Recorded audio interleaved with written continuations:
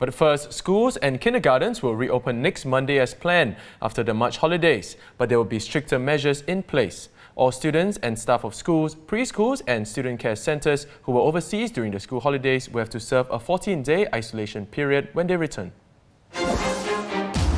The announcement comes amid wide speculation among parents and students that the one-week school holidays, which began on March 14th, will be extended. In a Facebook post, Education Minister Ong Ye Kung said the decision to do so was one that wasn't easy, but that the ministry's priority must be to protect the education system by keeping students safe.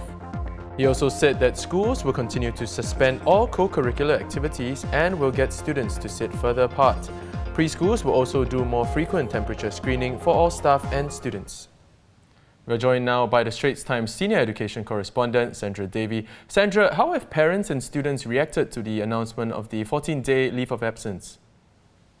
Well, Darren, it's been a bit mixed actually. On the one hand, there are parents who are actually calling for all schools to be shut.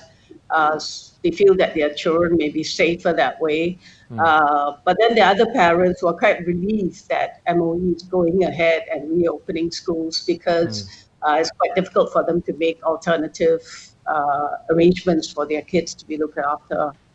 Yeah. Do you know how many students will be affected by the LOA, Sandra? No, the ministry did not give any figures for the students who had been abroad or the teachers. But Minister Ong Ye Kung, in his Facebook posting, did say it involves thousands of students and their families.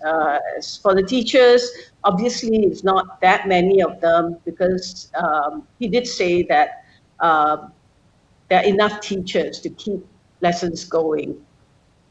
Now, Sandra, for students who miss classes because of this notice, what are the measures that will help them catch up?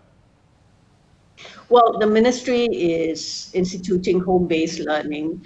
Actually, at different points, schools already offer quite a bit of e-based learning where kids can access lessons through the student learning space.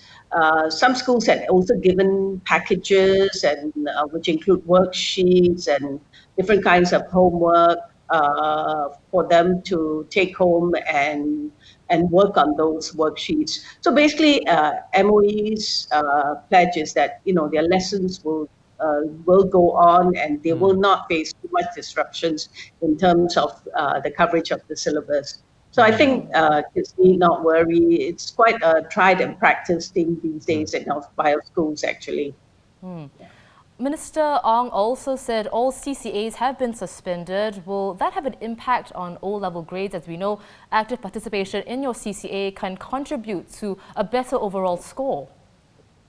Yes, I mean, CCAs do contribute to the score, eventual score. And some parents are already concerned about that and have brought it up with me. But on the other hand, I'm sure the ministry will look at what needs to be done going further. And they will definitely do some tweaks to ensure that kids are not in any way penalized by these measures that they have had to take, yes. Right. Sandra, final question. MOE also announced stricter measures like getting students to sit further apart in the classrooms, canteens and other shared areas. What are the details of these social distancing measures? Would it also affect timetables and how classes are usually run? Well, I'm sure parents, as teachers will adjust accordingly to ensure there's minimal disruption and there's proper social distancing.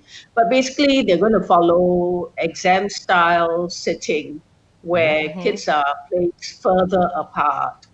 And so that you can't look at your neighbor's answers, right? And also it will be fixed seating, meaning that you will not move around, although the lessons might involve some sort of interactivity, but you'll ensure that that doesn't happen. So there's social distancing, even within schools. In canteens, there'll be staggered recesses, of course, which has already been announced.